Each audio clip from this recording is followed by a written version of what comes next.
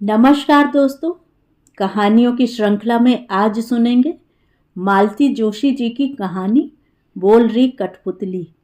लेकिन उससे पहले मेरा आपसे विनम्र अनुरोध है कि अगर मेरे द्वारा सुनाई हुई कहानियाँ आपको अच्छी लगती हैं और आपने अभी तक मेरे चैनल को सब्सक्राइब नहीं किया है तो सब्सक्राइब ज़रूर करें, लाइक करें और अपने दोस्तों और परिचितों में शेयर भी करें।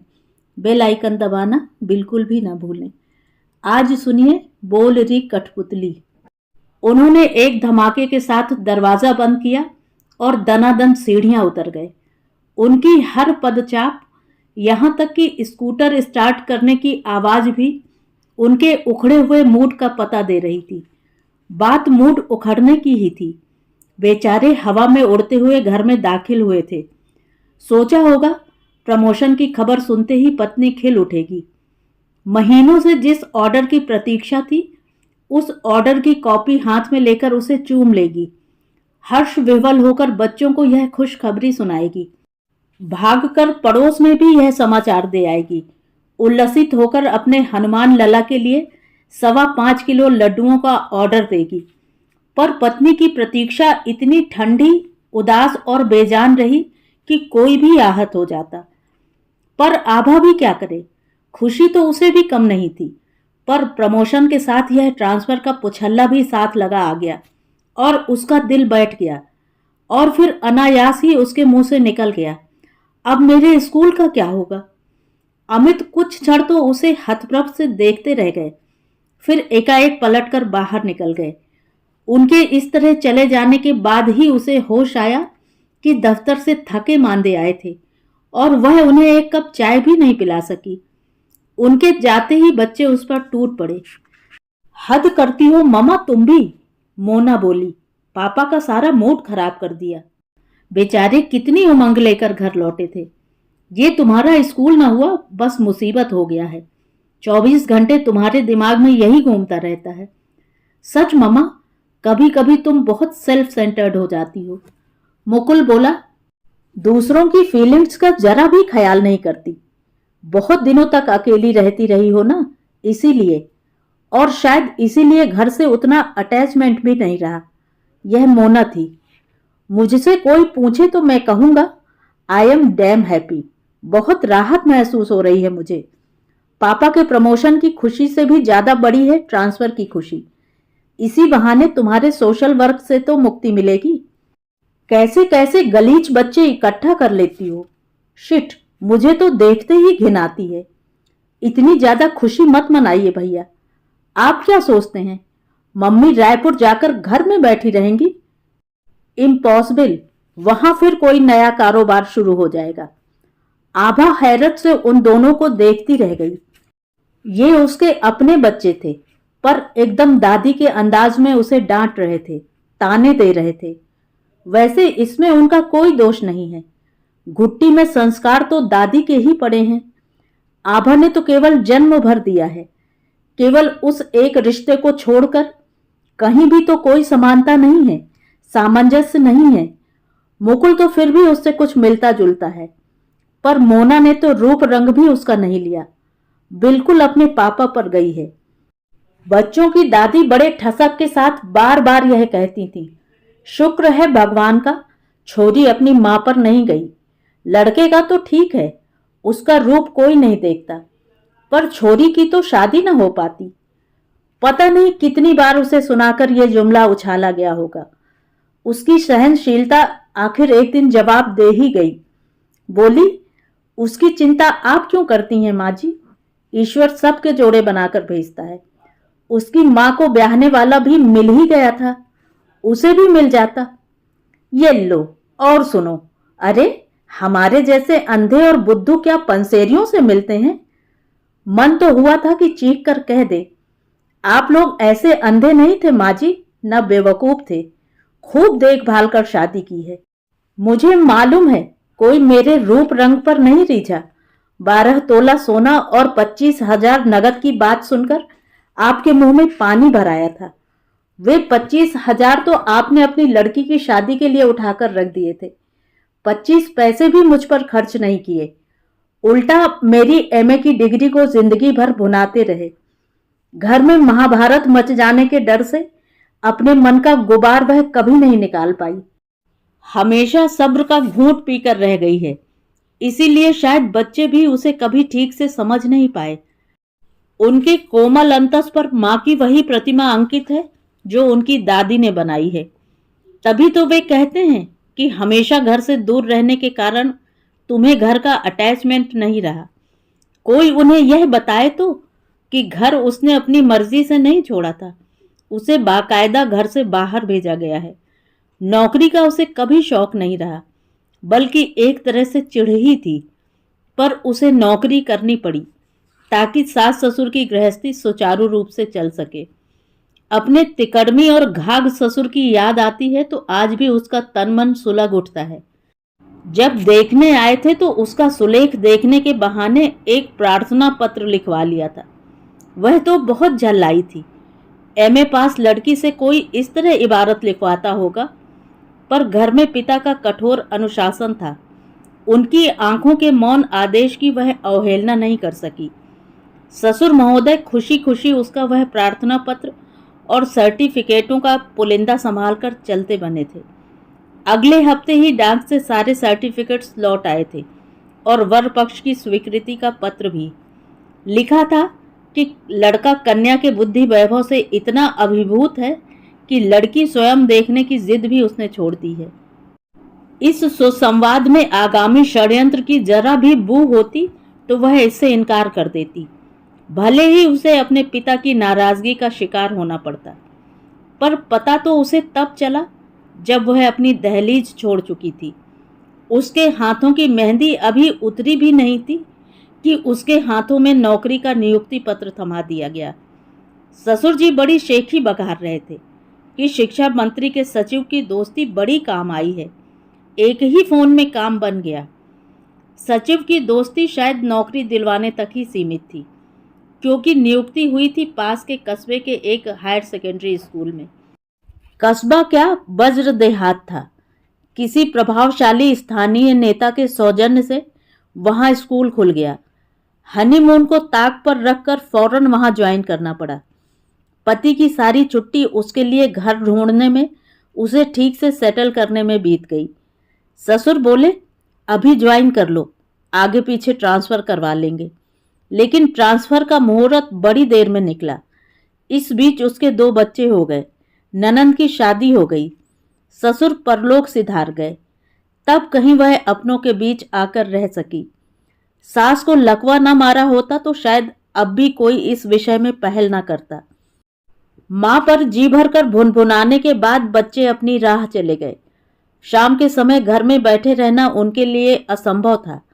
मुकुल तो खैर लड़का था, पर मोना एक दिन के लिए भी अपना बैडमिंटन छोड़ नहीं सकती थी। दोनों में से किसी को भी यह ख्याल नहीं आया कि मम्मी घर में अकेली हैं। आज की यह शाम उन पर भारी पड़ सकती है। उन्हें अगर सहानुभूति थी भी तो अपने पापा के साथ। इस घर में कोई उसे समझने की कोशिश नहीं करता, उसके अपने बच्चे भी नहीं। वह किस किस को दोष दे। 10 साल पुराना इसी से मिलता जुलता एक प्रसंग याद आ गया। बच्चे तो उस समय छोटे थे, पर घर में सास थी, देवर थे, पास पड़ोसी थे, सब ने उसे कोसा। तब भी उसकी सहानुभूति अमित के ही साथ थी। उस दिन रोहित का, उसके छोटे देवर का रिजल्ट आया था। उसके डॉक्टर होने की मिठाई अभी पूरे मोहल्ले में बटी भी नहीं थी कि अमित ने कहा, आभा बस अब कल तुम आखिरी बार स्कूल जाओगी, और वह भी इस्तीफा देने। क्यों? इस अनपेक्षित प्रस्ताव से वह चकित थी। इसलिए कि यह मेरा वादा था। मैंने तुमसे कहा था कि रोहित मोहित की पढ़ाई और रेणु की शादी, जिस दिन मेरा यह टारगेट पूरा हो जाएगा मैं तुम्हें एक दिन भी नौकरी नहीं करने दूंगा। ठीक है, आपका वादा था, आपने पूरा किया, पर नौकरी क्या एकदम इस तरह छोड़ी जा सकती है? नोटिस पीरियड की ही समस्या है ना, चलो उसे भी पूरा कर लो, अमित ने उदार होते हुए कहा। नहीं, समस्या सिर्फ नोटिस की नहीं है। फिर? आपने सिर्फ अपने वादे का, अपने टारगेट का ख्याल किया। मेरे बारे में भी तो कुछ सोचा होता। आखिर मेरा भी तो कुछ हक बनता है। इतने दिनों बाद जाकर अब मेरा इस नौकरी में कुछ मन लगा है। नौकरी में मेरी एक पोजीशन बनी है, लड़कियों में एक इमेज बनी है मेरी। यह सब कुछ मैं एकदम छोड़ नहीं सकती, फिर मेरी सीनियरिटी भी मारी जाएगी। सीनियरिटी का अब तुम्हें क्या करना है? No Abha, promise is promise. बहुत खट चुकी तुम, अब घर बैठो, अपने बच्चों को देखो। जिम्मेदारियां अब नहीं रहीं और मेरी आमदनी भी पहले से कुछ बढ़ी है। अब यह तुम्हारे आराम करने के दिन हैं। उस दिन भी हजार गिले शिकवे आभा के होंठों तक आकर लौट गए थे। खुशी के उस माहौल में वैसे भी उसका रोना बिसूरना बेसुरा ही लगता, लेकिन उसका मन बार बार कलप रहा था। अमित, तुमने मुझे क्या कोई चाबी का खिलौना समझ रखा है? कोई मोम की गुड़िया हूं मैं? क्या मेरी कोई आशा, कोई आकांक्षा नहीं है? आज तुम्हारा वादा, तुम्हारा प्रॉमिस तुम्हारे लिए अहम हो उठा है। उस समय अपने कर्तव्य, अपने उत्तरदायित्व तुम्हारे लिए सर्वोपरि थे। तुम्हें उस नवेली दुल्हन का जरा भी ख्याल न आया जो पता नहीं कितने अरमान संजोए तुम्हारे घर में आई थी। और शादी का पहला उपहार उसे क्या मिला? नौकरी। तुम्हारे भाई पढ़ने वाले थे, बहन ब्याहने को थी, इसीलिए तुमने मेरी गृहस्थी का सुख छीन लिया। मुझे नौकरी में जोत कर उस कस्बे में फेंक दिया जहां न ढंग का मकान था, न ढंग की कंपनी। उस एकांत में मेरा मन कितना रोया होगा, कभी सोचा है? तुम तो हर 8वें 14वें दिन आते थे और अपनी प्यास बुझाकर वापस लौट जाते थे, पर तुमने यह कभी नहीं सोचा कि मेरा भी मन कभी उस दलदल से बाहर निकलने को छटपटाता होगा। कभी नहीं समझ पाए अमित, और जब वे नहीं समझ पाए तो औरों से तो आशा करना ही व्यर्थ था। बल्कि उन सब के लिए तो यह एक आदर्श व्यवस्था थी। ससुर खुश थे कि हर महीने 500 उनकी अंटी में मुफ्त का चला आ रहा है। पहली तारीख के आसपास वे बहू की खैरियत पूछने के बहाने चक्कर लगाते, राशन पानी दे जाते और पूरी तनख्वाह झटक कर ले जाते। मुश्किल से हाथ खर्च के लिए कुछ छोड़ जाते। बहू का भी किसी बात के लिए मन करता होगा, यह उन्हें ख्याल ही नहीं था। वक्त काटने की गरज से आभा 1-2 ट्यूशन करने लगी थी। तब से जेब खर्च भी उसे मुश्किल से नसीब होता था। उसकी सास खुश थी कि बेटे की शादी के बाद भी घर पर उनका एक छत्र शासन कायम है। यूं कहने को वह बिसूरती रहती, अरे बहू का सुख हमें क्या मिला? हमें तो अब भी 30 दिन चूल्हे में सिर देना है। मेम साहब तो 30 त्योहार पर पाहुन की तरह आती हैं, और जब आभा आती तो वे एकदम आराम के मूड में आ जाती। बेचारी आभा दिन रात रसोई में खटती रहती। घूमने का या पिक्चर देखने का भी समय नहीं मिलता, और पिक्चर अकेले देखना तो संभव ही नहीं था। पूरा लाव लश्कर साथ ले जाना पड़ता, नहीं तो सबके मुंह फूल जाते। उसके बाहर रहने से देवर ननंद भी खुश थे। भैया की शादी के बाद उनकी स्वतंत्रता में कोई कमी नहीं आई थी, न उन्हें स्थान या समय की कोई कमी हो रही थी। ननंद तो कुछ ज्यादा ही प्रसन्न थी। वह बड़े मजे से आभा की भारी भारी साड़ियां लथेड़ रही थी। आभा जब भी घर आती उसे अपना सब कुछ उलट पुलट मिलता, पर अलमारी या बक्से का ताला लगाने का नाम लेते ही अमित कानों पर हाथ रख लेते। किसी तरह वह अपने को एडजस्ट कर रही थी कि ट्रेनिंग का ऑर्डर आ पहुंचा। पिछली बार वह अपनी गर्भावस्था के कारण छुट्टी पा गई थी, पर सरकारी आदेश को बार बार तो नकारा नहीं जा सकता था। 2 साल की मोना को मां के पास और 4 साल के मुकुल को सास के पास रखकर जाते हुए उसका मन छलनी हो आया था। उसके बाद तो मुकुल जैसे दादी का ही होकर रह गया था। उसे अंग्रेजी स्कूल में दाखिला मिल गया था। 2 साल बाद मोना को भी बुला लिया गया। बेचारी लड़की गांव में बर्बाद हो जाएगी। आभा फिर अकेली पड़ गई। जिस समय उसके बच्चों को उसकी जरूरत थी, वह दूसरे बच्चों में सिर खपाती रही। जब उसका अपने शहर में तबादला हुआ, तब तक बच्चे उसकी पहुंच से बाहर हो गए थे। वे खाट पर निस्सहाय पड़ी दादी के आसपास ही मंडराते रहते। मां की निरंतर उपस्थिति के अभ्यस्त होने में उन्हें कुछ समय लगा, फिर भी एक भावनात्मक दूरी बनी ही रही। तब आभा ने स्कूल में मन लगाया। गांव के मुकाबले यह स्कूल एकदम अलग था। हर दिन आभा के लिए एक नई चुनौती बनकर आता, पर उसे स्वीकार करने में उसे मजा आने लगा। अपनी सोई हुई आत्म चेतना को उसने झकझोर कर जगाया, अपने संचित ज्ञान की गठरी की धूल साफ की और एक नए आत्मविश्वास के साथ मैदान में उतर पड़ी। और अब जबकि वह लोकप्रियता का शिखर छू रही थी, अमित कहते हैं नौकरी छोड़ दो, यह अन्याय नहीं तो क्या है। लेकिन अमित ने यह अन्याय किया और डंके की चोट पर किया। इसके लिए खूब वाहवाही भी लूटी। सब कहते, वाह, इसे कहते हैं बात का धनी। भाई पढ़ लिए तो फिर एक दिन भी बीबी को नौकरी पर नहीं जाने दिया। नहीं तो भला लगी लगाई नौकरी कोई छुड़वाता है, और वह भी सरकारी। और तो और स्कूल में भी सबने उसे बधाई दी थी। आर्थिक मजबूरियों के तहत नौकरी करने वाली उन महिलाओं ने उसके संवेदनशील पति को सराहा था, उसकी ईमानदारी की दाद दी थी। पहले उन्हें आभा के इतनी जल्दी पॉपुलर हो जाने पर रश्क होता था, अब उसके घर पर आराम से बैठने की कल्पना से ईर्ष्या हो रही थी। यह तो वही जानती है कि इस्तीफा देते हुए उसे कितनी पीड़ा हुई थी। उसके बाद महीनों वह गुमसुम बनी रही। अपने काम से, अपनी छात्राओं से उसे मोह सा हो गया था। वे लोग भी उसे चाहने लगी थीं। कई दिनों तक सबकी सब झुंड बनाकर उससे मिलने आती रहीं, उसके सामने बैठकर बिसूरती रहीं, नई टीचर की शिकायत करती रहीं।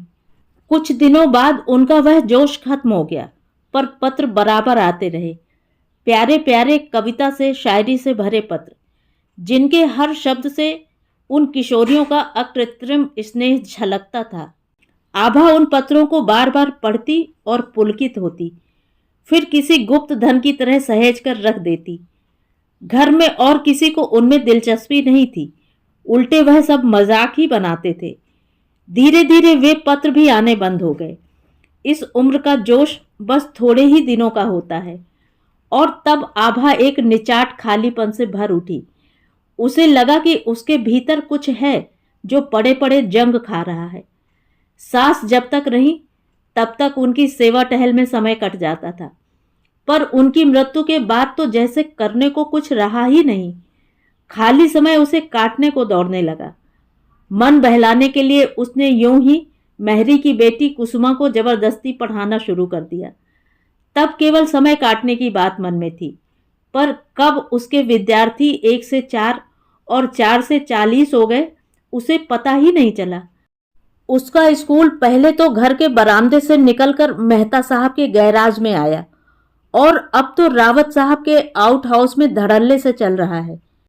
पास पड़ोस की झुग्गियों के सारे बच्चे उसके पास आने लगे हैं।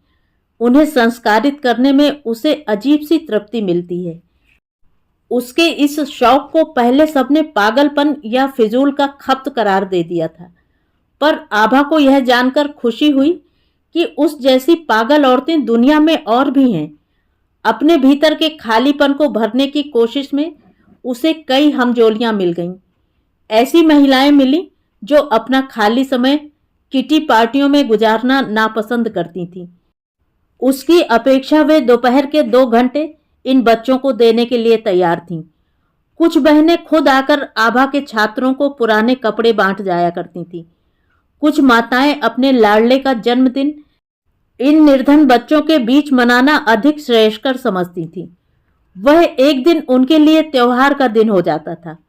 निसंतान रावत दंपति ने तो अपना आउट हाउस ही इन बच्चों को दे डाला था। मतलब यह कि बहुत से लोग थे जो कुछ करना चाहते थे। अनजाने ही आभा ने उन्हें दिशा दे दी। वह एक तरह से उनकी प्रेरणा बन गई। इस साल वह अपने कुछ बच्चों को 5वीं बोर्ड की परीक्षा दिलवा रही थी, जी जान से उनकी तैयारी करवा रही थी। उसने उन बच्चों के माँ बाप को भी ताकीद कर दी थी कि वे बच्चों को घर के काम से न ला दें, कम से कम 3-4 महीने उन्हें जमकर पढ़ाई करने दें। जिनके घर में सुविधा नहीं थी उन्हें वह सुबह शाम अपने बरामदे में बिठा लेती थी। अब वह महज एक स्कूल नहीं था, एक सपना था जो वह संजो रही थी। अनचाहे ही वह उसके जीवन का अहम हिस्सा बन गया था। इसीलिए ट्रांसफर की बात सुनते ही उसके मुंह से अनायास ही निकल पड़ा, फिर मेरे स्कूल का क्या होगा। पड़ोस के रेडियो पर जब प्रादेशिक समाचार प्रसारित होने लगे तो वह जैसे नींद से जागी। 7 बज गए थे और उसका घर अब तक अंधेरे में डूबा था। उसने ठाकुर जी के सामने दिया जलाया, उन्हें माथा टेक कर फिर सारे घर में रोशनी की। उसके बाद आभा ने रसोई का रुख किया। 7 बज गए थे और अब तक शाम के खाने की कुछ भी तैयारी नहीं हुई थी। बच्चे आते ही शोर मचा देंगे। खेल कर आते हैं तो उन्हें भूख भी कसकर लगती है। फिर श्रीमान जी भी तो आज बिना चाय नाश्ते के चले गए हैं। समय का ख्याल करके उसके तो हाथ पांव फूलने लगे।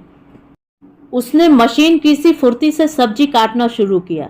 दोनों गैस जला लिए और आश्चर्य 8 बजे तक वह पूरा खाना बना चुकी थी।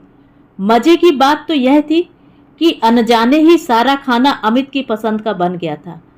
आलू, पनीर, भरवा मिर्च, प्याजी पुलाव, मेथी की भुजिया, सब्जी। अमित का तब भी कोई अता पता नहीं था। मौके का फायदा उठाकर उसने चटपट सिवैयां भी बना डाली। उसके पति की तरक्की हुई थी, सेलिब्रेट तो करना ही था। अमित रात के 10 बजे लौटे। बच्चे समय से लौट आए थे, पर दोनों अपने कमरों में खामोश बैठे पढ़ते रहे। किसी ने भी खाने के लिए शोर नहीं मचाया। सब काम से निपटकर वह अकेली टीवी के सामने बैठी रही। एक आध बार किसी मजेदार कार्यक्रम को देखने के लिए उसने मोना को आवाज भी दी, पर वह बड़ी आसानी से अनसुनी कर गई, जैसे जतलाना चाहती हो कि वह मम्मी से बहुत नाराज है। अमित के आते ही उसने खाना लगाया और बच्चों को आवाज दी। तीनों चुपचाप आकर बैठ गए और कौर तोड़ने लगे। उसने इतने मन से खाना बनाया था, पर प्रशंसा में किसी ने एक शब्द भी नहीं कहा। सिवैयां तो किसी ने छुई भी नहीं। उसने जब इसरार किया तो उसे खा जाने वाली नजरों से देखते रह गए बस। आखिर यह सन्नाटा उसकी बर्दाश्त से बाहर हो गया। सुनिए, उसने रात को अपने कमरे में आने पर मनाने वाले अंदाज से अमित से कहा, जरा सी बात का आप लोग इतना बतंगड़ क्यों बना लेते हैं? मैंने ऐसा क्या गुनाह कर दिया? यह जरा सी बात थी। अमित एकदम फट पड़े, जैसे उन्हें इसी अवसर की प्रतीक्षा थी। इंसान क्या सोचकर घर में दाखिल होता है और उसे क्या ट्रीटमेंट मिलती है। वाह, आप इस बात को जरा शांति से भी तो ले सकते हैं। कभी मेरी ओर से भी तो सोचकर देखिए। अब क्या रह गया है सोचने को? तुमने तो आज अच्छी तरह साबित कर दिया कि तुम्हारे लिए मैं, मेरी भावनाएं, मेरा करियर कोई अर्थ नहीं रखते। बस वह एक फटीचर स्कूल ही तुम्हारे लिए सब कुछ है। नॉनसेंस। कभी इसका कारण भी जानना चाहा आपने? मुझे जरूरत भी नहीं है, लेकिन मुझे है, आभा ने आग्रह के साथ कहा। मैं चाहती हूं कि आप जाने कि मेरा यह शरीर यंत्र चालित नहीं है। इसके अंदर एक मन भी है। मन जो सुख दुख की परिभाषा जानता है, समझता है। देखिए, वह तो सरकारी नौकरी थी, एक फंदे की तरह गले में पड़ी हुई थी। आपके एक इशारे पर मैंने उसे उतार फेंका, लेकिन पीड़ा मुझे तब भी हुई थी। अब यह तो नौकरी नहीं है, यह तो मेरा अपना काम है, एक मिशन है। यह भाड़े का स्कूल नहीं है, मेरी अपनी संस्था है। अपने खून पसीने से मैंने इसे सींचा है। मैंने यह तो नहीं कहा कि इसे छोड़कर मैं आपके साथ नहीं आऊंगी, पर छोड़ते हुए थोड़ा दुख तो होगा ही। क्या मेरा उतना भी हक नहीं है? क्या मेरे श्रम की इतनी भी सार्थकता नहीं है? कहते कहते उसका गला रुंधाया। पत्नी का अश्रु प्लावित चेहरा देखकर अमित रोष भूल गए। उन्हें उस पर प्यार आ गया। उनके भीतर का चोट खाया पुरुष इस आत्मनिवेदन से शायद परम तृप्त हो गया। आभा को बाहों में भरकर बोले, चियर अप डियर, तुम चिंता क्यों करती हो? जानती हो, रायपुर में तो अब बड़ा बंगला मिलेगा, उसमें सर्वेंट क्वार्टर भी होगा। तुम्हें कहीं बाहर जाने की भी जरूरत नहीं है। वहीं पर जितने चाहो बच्चे बुला लेना। झुग्गी झोपड़ियों की तो इस देश में कमी नहीं है, और बच्चे भी कमबख्त थोक में पैदा करते हैं। आपको यह सब इतना आसान लगता है? इसमें मुश्किल क्या है? वहां तो नौकर चाकर भी होंगे। छत्तीसगढ़ में लेबर वैसे भी चीप है। तुम घर का कोई भी काम मत करना, निश्चिंत होकर अपने मिशन में जुट जाना बस। क्या हर बार इस तरह नए सिरे से शुरू करना संभव है और हर बार इसी तरह अपने किए कराए को बिखेर कर अगले पड़ाव पर चल देना होगा? क्या यही इन प्रयासों की सार्थकता है? आभा पूछती रह गई, पर अमित उस समय उत्तर देने के मूड में नहीं थे। वे तो संधि के उन क्षणों को सार्थक करने के लिए व्याकुल थे। तो ये थी कहानी। कहानी आपको कैसी लगी? कमेंट करके ज़रूर बताएं।